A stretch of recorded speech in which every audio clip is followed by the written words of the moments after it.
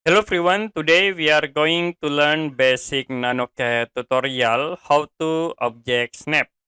So you need to active all snap in NanoCAD. You can type DSA, press enter.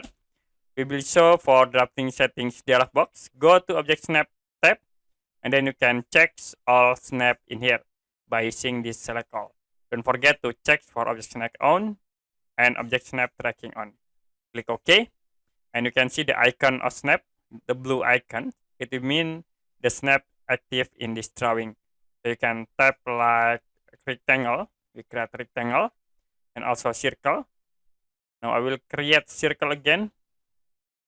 And then if you move the cursor into this rectangle, will be show for mid snap and then and point snap. You also can see the center snap in the circle object. That's it. Okay, that's it for basic NanoCAD tutorial, how to object snap.